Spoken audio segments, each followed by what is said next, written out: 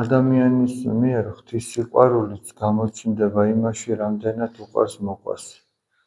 რამდენად ეპყრობა მოყვასს ისე, როგორც საკუთარ თავს, ესე იგი, როგორც ჩვენ გვინდა რომ სხვა მოგვეპყროს, როგორც ჩვენ გვინდა სხვა მოგვითმინოს, სხვა გაგვიგოს, გაგვითვალისწინოს, რამდენად ვეპყრობით ჩვენ ჩვენს მოყვასს, ამით ჩანს ჩვენი ღვთისადმი სიყვარული, იმიტომ რომ ყველაფერიც რო აღასრულო, როგორც მოციქული პავლე ამბობს, თუ ღვთის სიყვარული არ აქვს, მაშინ ამაოყო, თუ სიყვარულით არ აკეთებ რაღაცას.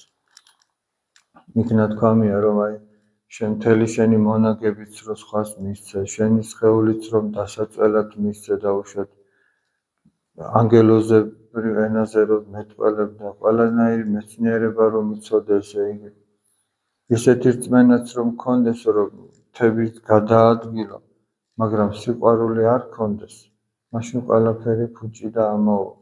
და სიყვარული სწორედ იმაში ვლინდება, რომ ადამიანი ღვთისმცნებას აღასრულებს. და როგორც თქვით, უკვე უპირველესი ამათ შორის არის ის, რომ ღმერთი შეიყვარო და ეს ჩანს იმაში, რომ ადამიანი გიყვარდეს.